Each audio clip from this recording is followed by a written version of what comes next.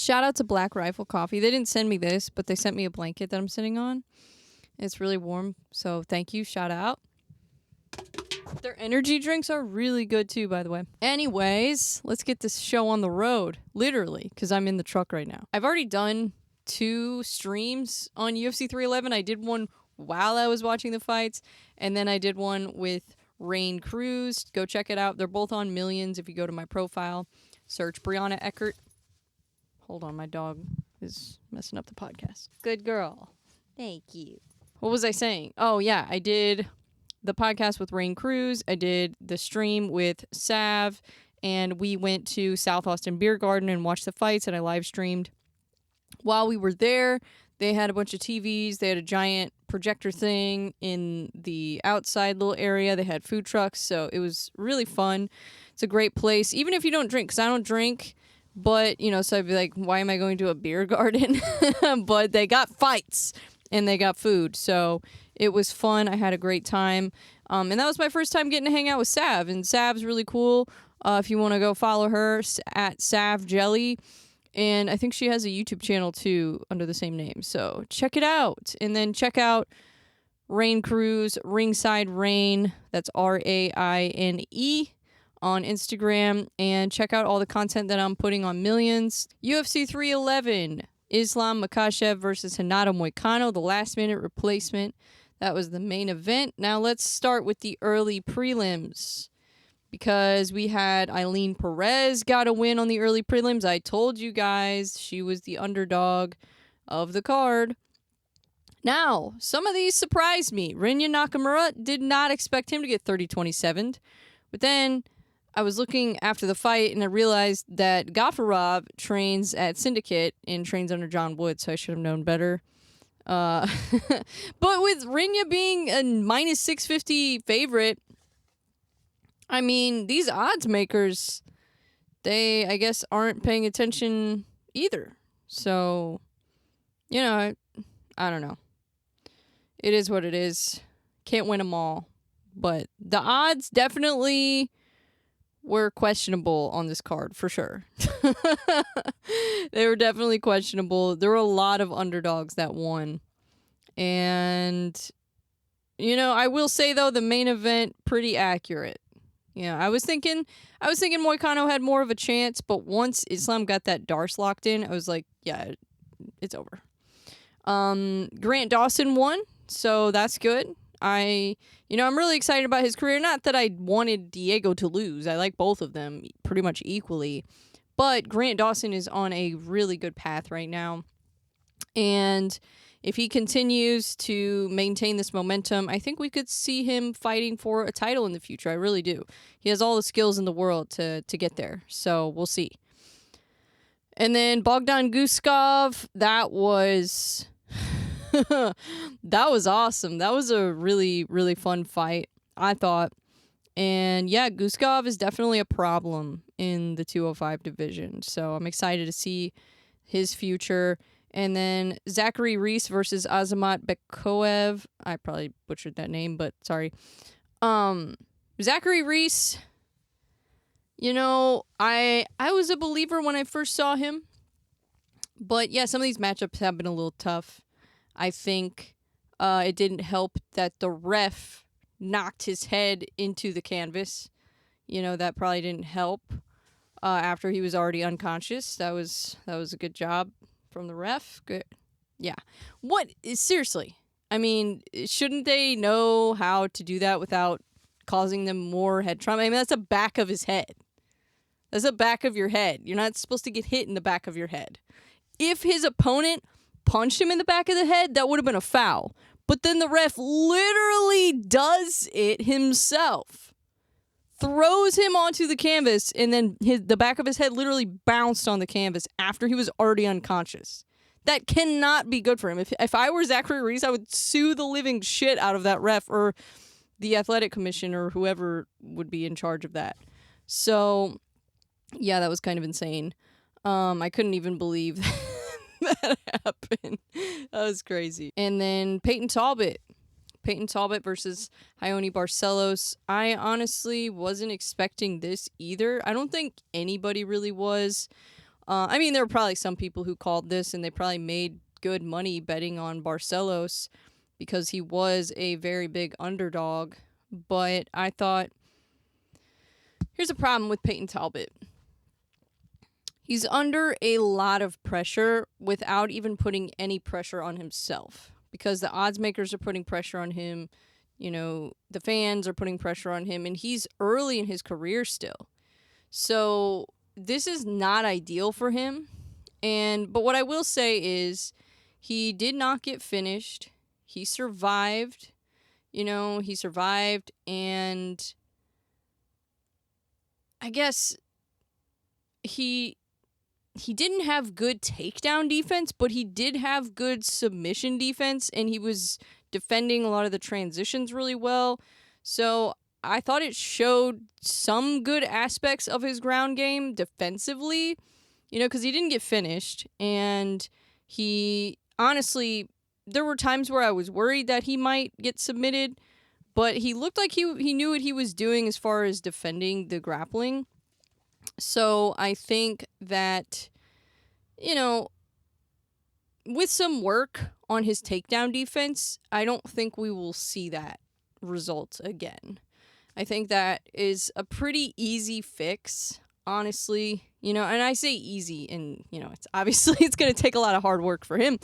But compared to, somebody who gets submitted in the first round easily, with that type of opponent, that would take a lot more work than just simply fixing his takedown defense. I think if he fixes his takedown defense, he's going to be good to go. Now, the problem is, now there's a lot of film on him facing a decent amount of adversity in a fight.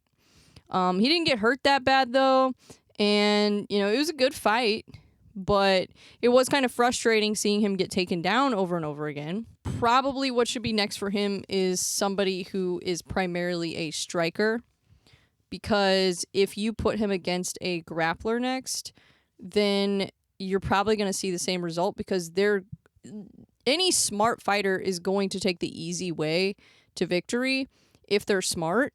So they see that, and they're going to think, okay, well, all I have to do is take him down, and I'll probably be able to control him and win the fight. I look at somebody like the current champion, Merab. I look at somebody like him versus Peyton Talbot and think, like, that fight would probably end in the first round. So he's not there yet. I don't think the hype quite matches the experience level with Peyton Talbot.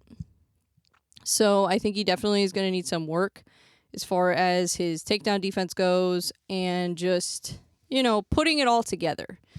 Putting matching the striking with the grappling, putting it all together, and being able to defend the takedowns. If he can mimic the style of Israel Adesanya, I think he will do very well, because they have a similar style. They're just in two completely different weight classes. So I think he'll be fine. I think he still has a bright future. It's just there's things he needs to work on, and this is going to be a good motivator for him, I think, to, get back in the gym. And then he has things that he can work toward, and things that he can problem solve with. He's not done, and I don't think any mixed martial artist is ever done learning and growing either. There's always new tricks they can learn. There's always new technique they can learn. The rules change sometimes, so they can, like PFL used to not allow elbows and things like that. So, the rules change, and the technique changes. They get more advanced. Things that used to work don't work anymore. Things like that. So I think that it's an ever-evolving sport, and then so the athletes should always be evolving too. So I think, he still has a bright future. I was a little shocked, though, at how easily he got taken down. Maybe Barcelos is just that good. Maybe we were sleeping on Barcelos just because the hype around Peyton Talbot was so insane, and for good reason. He's been very impressive so far in his career, but I think that performance took away some of his confidence. And when you lose your confidence in the octagon, it's very hard to get it back, and it's very hard to win the fight and turn the fight around. So that's why we didn't really see him start to come back to life until he started having some success in, like, the third round. And then, he started to kind of come back, but it was already too late then. He'd already lost the fight. And when you're facing somebody as tough as Barcelos, you're probably not going to finish them with one kick or one punch. So that's my thoughts on it. Then we had another pretty quick submission, Kevin Holland versus Reinier de Ridder. I had a feeling this might be a competitive fight. I wasn't expecting it to end that quickly, though, I'll be honest. I really didn't expect that. But then I saw that de Ridder weighed in like almost 30 pounds heavier than he was on weigh-in day, and Kevin Holland barely cuts weight. So I'm kind of wondering, would Kevin Holland be better off just moving down to 170? If he's going to be fighting guys that are fighting at heavyweight and light heavyweight in 1FC, then should he really be fighting them at 185, when they're putting on a lot more weight in the cage? I don't know. Because he's had a lot of success at 185, but I think he would have more success at 170. I also know that he's not really concerned about winning a belt. He gets paid. He probably makes good money. He fights whenever he wants to fight. He fights whoever he wants to fight. So I think that possibly, he might want to move down to 170, or he might just want to stay there and just, have a Jim Miller type career, which there's nothing wrong with that. He's always entertaining. He puts on good fights. He's fun to listen to. He's he's kind of a wild card, if you will, which I like. You never know what you're going to get in a Kevin Holland fight. So I think that, I think he either, if he really wants to start, winning more fights and get to a title fight, or, kind of work his way back to getting a win streak, then I think moving down to 170 would probably be the right move, because he really doesn't cut that much weight where he's at. But at the same time, that could give him a speed advantage. That could give him an advantage of just not being so dehydrated and run down. So there's advantages and disadvantages to either option. So I support him either way. I'll always still be a fan. And, I've never picked against Kevin Holland, so I don't know. I still probably never will. Unless he loses, like, a bunch of fights in a row, then maybe I'll be like, okay, his time is coming to an end. But still a problem. Still a problem at middleweight. Just, that guy looked huge in there. He looked huge. And I've heard from people who are former 1FC fighters that there are ways around the dehydration clause, and that people, they fight at lower weight classes all the time who should be fighting at heavier weight classes. So even though they have that clause, I've heard that there's ways around it, and people break the rules all the time. So that's just what I've heard from people who actually have fought in 1FC, not just people on the internet who don't know what they're talking about. I'm talking about real people who actually, have done it. Then we had a first round TKO. This was absolutely insane. Jailton Almeida TKO'd Sergey Spivak in what I would consider a pretty competitive fight up until, obviously, he got finished. Spivak came out swinging. He was on fire, I would say, the first half of the round. And then Jailton Almeida just took over and got him out of there. And it was really impressive. I'm glad he got performance of the night. I think he definitely deserves that. I think that was probably my favorite performance I've seen from Almeida against a very tough opponent. Sergey Spivak is no slouch. Like, he's good on the ground. He's dangerous on the feet. He has good ground and pound. He has submissions. So Spivak is not an easy opponent, especially at heavyweight. You don't really find a lot of heavyweights that are as well balanced as Sergey Spivak. You also don't find a lot of heavyweights that are in that good of shape as Jailton Almeida and can grapple. And honestly, his striking is getting better too. So that was one of my favorite fights on the card. I thought that was freaking awesome. One of the best heavyweight fights I've seen in a long time. So yeah, that was awesome. And then light heavyweight, Yuri Prohaska versus Jamal Hill. This fight was exactly what I was hoping for and more. This fight delivered and delivered and delivered. Kept me on my toes. I honestly respect both of these guys, especially after that.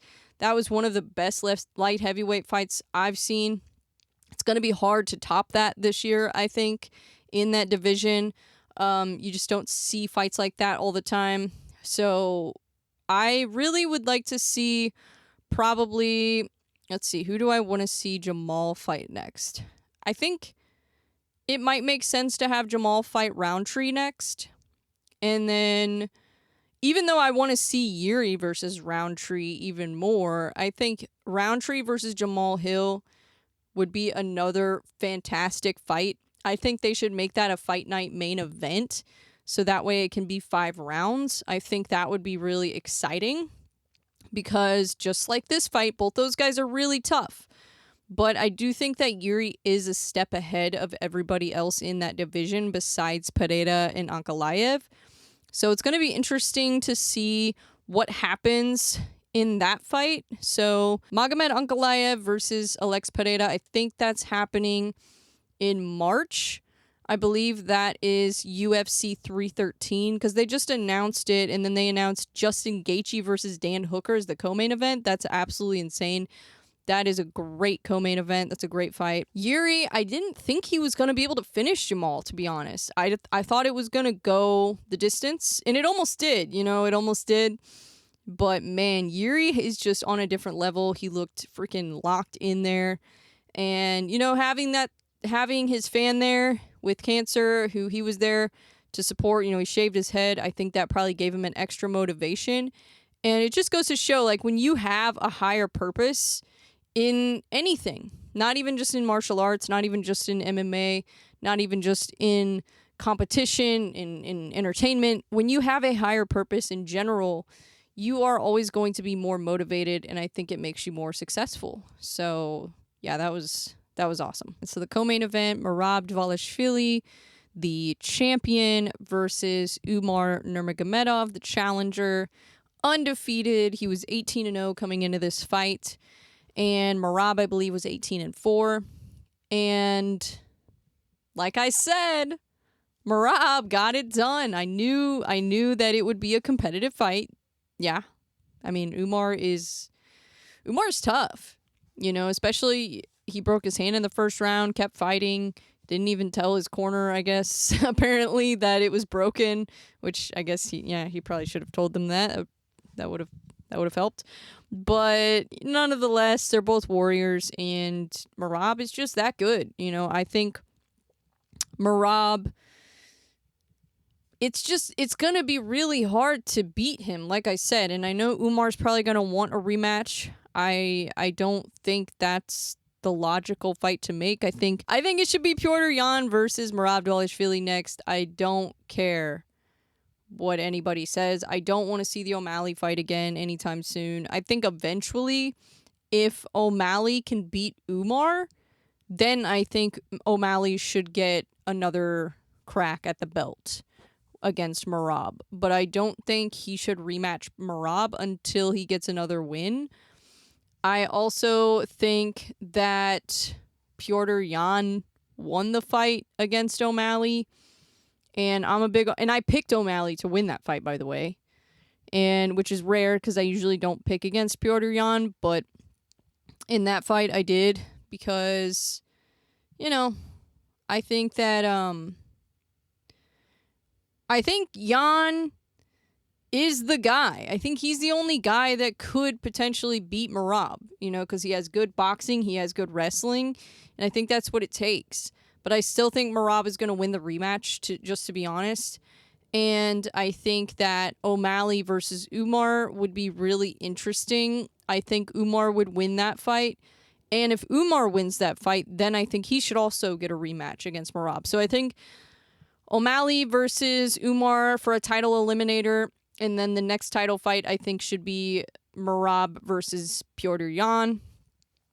And then let's see what else we have going on. We have Figueiredo hanging around.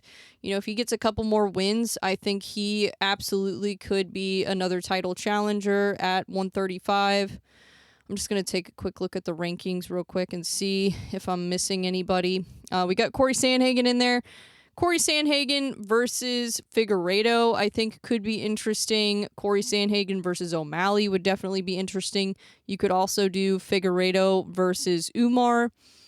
I just think that O'Malley versus Umar with title implications would be more exciting. So I think maybe you do something like Cheeto versus Sanhagen, or, Cejudo versus Figueiredo. That might be fun. You always got, people a little further down the list. You've got Rob Font still there. Song Yadong's still there. I just don't see them fighting for a title at this point. I think we know that the top 5 is most likely who will be fighting for a title either next or in the future. So the rankings at Bantamweight, I would say the top 5 is pretty accurate. And then everything below that, it's all going to have to kind of work itself out. So we'll see. I don't know. But I'm really impressed with Merab. I, of course, usually always pick Merab. I don't think I've ever picked against Merab. The first time I ever picked against O'Malley was when he fought Merab also. So I'm a big believer, and I will always be a believer until he gives me a reason not to. He hasn't given me a reason not to believe in him. So I'm still going with Merab. I think he's going to be champion for a long time. I really do. I think he might end up becoming one of, if not the greatest bantamweight of all time if he keeps on this track. I just don't know how long he's going to fight, how his longevity is going to go. But if he can pull it off, I think he will be champion for a long time and go down as one of the all-time greats, not even just in bantamweight, in MMA in general. He already broke the takedown record that George St. Pierre set, so I think he's on the right track. And then we had the main event, Moicano versus Makhachev, and this fight did not go how I expected. I did not expect Renato to get submitted, but Islam is getting really good at that Darce choke, and that's a tough one. I'm not a jiu-jitsu expert, so I'm not going to sit here and pretend I'm an expert, but I've seen enough fights to know that's a really hard submission to get out of, to escape from, just because of the positioning. And so I'm not surprised that Moicano tapped. I don't think there was a way he could have gotten out of that. So what's the point in going to sleep and I don't know. I don't think there's anything wrong with tapping. I think that you should protect your neck and protect your joints as much as possible, because that's your longevity. A neck injury is not what you want as a fighter. No. So I props to Moicano for even just taking the fight. He saved the main event. We wouldn't have had the main event if it weren't for him. So, because who else was Makhachev going to fight? Dariush? That wouldn't have made any sense. Him coming off of a loss and going into a title fight makes zero sense. I don't think, for the most part, there are exceptions, but I think for the most part, unless it's a rematch, coming off of a loss and going into a title fight, to me, just doesn't make a whole lot of sense. So that's my thoughts on it. I think you, at least to be considered as a replacement or a backup fighter, you should at least be coming off 1 or 2 wins, in my opinion. So that's my thoughts on it. Yeah, so what's next for Islam Makhachev? Dana White shut down the idea of Arman fighting for the title next, which I think is kind of crazy. I get it, and there's been a lot of speculation, a lot of people making claims without any evidence about Arman, saying that he couldn't make the weight, saying that, he was going to miss weight, or saying he made up the injury, he popped for steroids. They're saying all types of crazy stuff. And the thing is, I get it. I get what it kind of looks like. But at the same time, we don't know. So you can speculate, but you can't really make claims and state things as facts when you don't have any evidence. So I think that, Arman went on Jackson podcast and he explained that once he started the weight cut is when the back pain got to the point where he couldn't move. So it's kind of hard to cut weight when you can't move. And that's the problem. So even if it was the case where he was missing weight, I think that it was justified, at least, because he had an injury that was preventing him from being able to cut weight. Now, what I will say about this is Merab was injured going into his fight. He had a back injury as well. And he also had an injury on his shin. He had a giant gash on his shin that looked absolutely disgusting, and he still fought. Now, Merab has the belt, so he's there to defend his belt. So it's a little different. Arman is a challenger. You know, he's going into the biggest fight of his life. The thing that he's been working toward his entire career, the rematch against Islam Makhachev.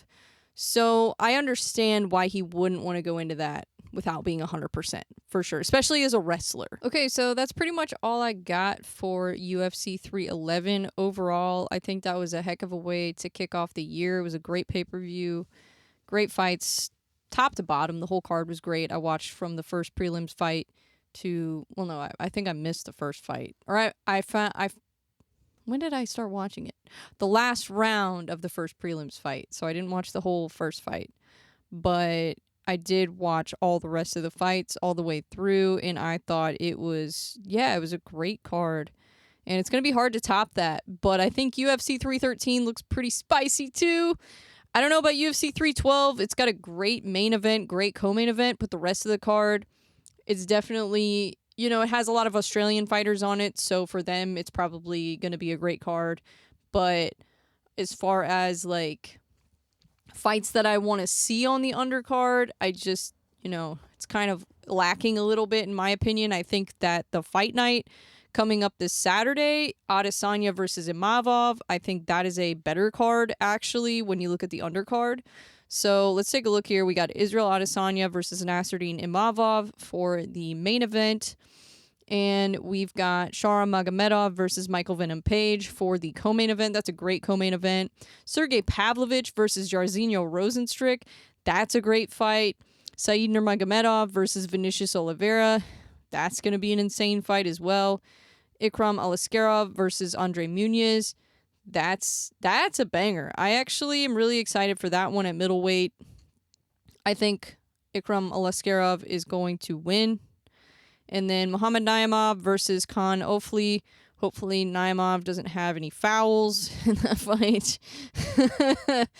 Oh, man. I watched that one fight with, I think it was Kai Kara France, and I couldn't believe how many fouls the ref just accepted in that fight.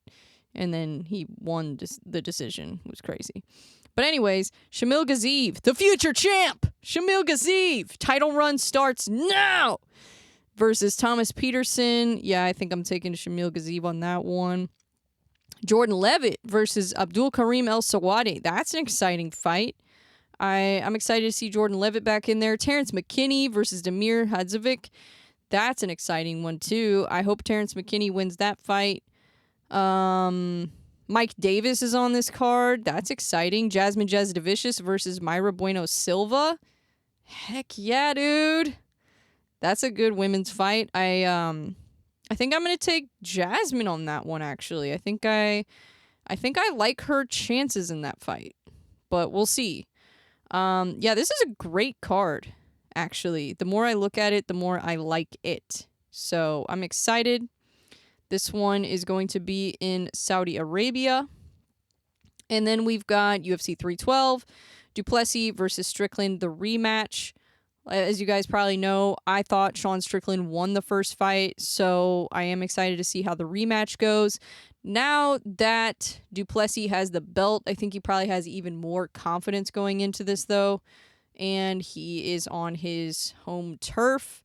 So we'll see. Well, not his home turf, but he's got a lot more support there than in the U.S., like, versus Sean Strickland.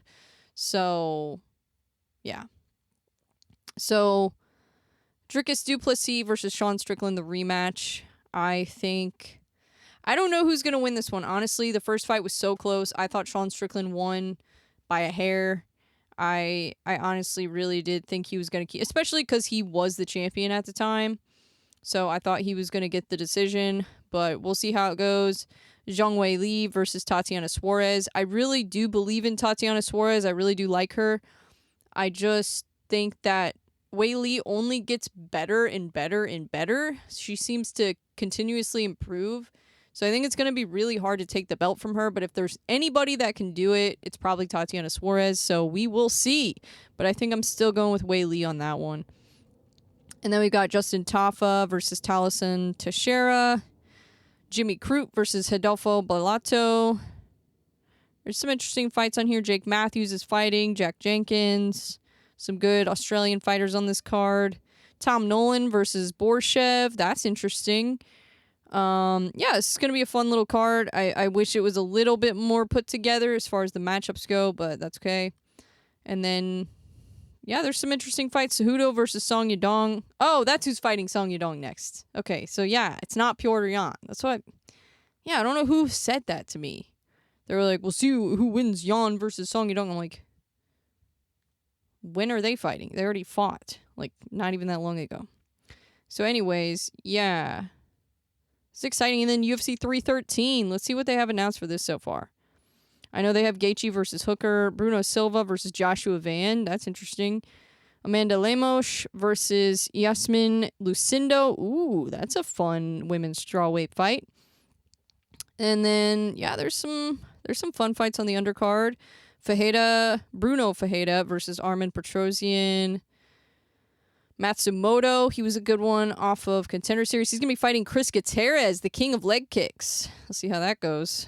Definitely bring your shin guards to practice. Yeah, and then later on in March, we've got Edwards versus Della Maddalena. So that'll be interesting. That's in London. That's a fun little fight night card. So I'm excited for the future of the UFC this year. It's looking good so far. So we'll see. It's just going to be really hard to top the first pay-per-view of the year, honestly. UFC 311 was so good. It's going to be hard to top that. They kind of came out swinging with that one. So we'll see. We'll see how things go. But I'm excited. I like that Merab is still champion. We've got 2 Georgian champions right now. We've got Ilia Topuria, Merab Dvalishvili. We've got Islam Makhachev. He's got many options right now. He could rematch Charles. He could rematch Dustin. He could rematch Arman. He could move up to 170 if he wants to. I'm sure, if Bilal is dethroned, then I'm sure he will be next in line for the title. He's not going to fight Bilal. He's already said that, so that's not going to happen.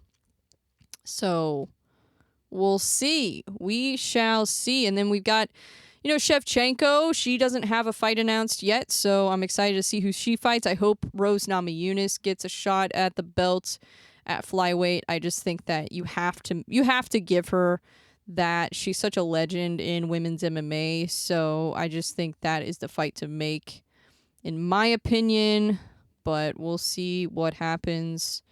And then men's flyweight, we've still got Pantoja as champion. I don't know what I want to see. I guess the winner of Kopp versus Royval maybe would be next, but I don't know. It seems like they all just fight each other over and over again in flyweight. It's like the same people fighting over and over again. Heavyweight, John Jones obviously is considering retirement, so I don't know what the heck they're doing there. I mean, it's either fight Aspinall or vacate the belt, in my opinion. There's no way around that. I think that this whole Stipe thing and the waiting around, I'm sick of it. I'm tired of it. Let's do something. Let's get some movement going. You haven't done anything. So, yeah. And I get it. He's trying to protect his legacy, but at the same time, you got to fight. If you want to hold on to the belt, you got to fight. So, let's fight. Get in there. Fight Aspinall, please. But honestly, I could see who would fight Aspinall, though. I mean, honestly, the person with probably the best chance of beating Aspinall would be Almeida. If he gets a couple more wins, or even one more win, honestly, he could be fighting for a title. So we'll see. We'll see what happens. But thank you guys for watching. I appreciate you. Check out my content on Millions. Check out my Instagram.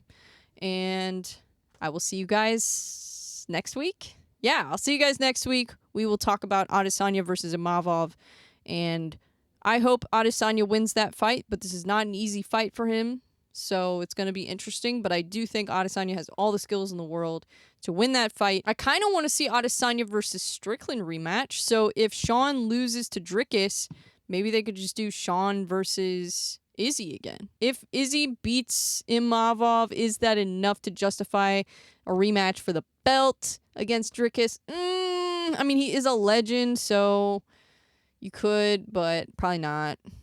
Probably should introduce somebody new. Yeah, there's a lot of movement going on at middleweight, too, which is good. This is all good. These are all good things. So I'm excited. See you guys next week. Bye.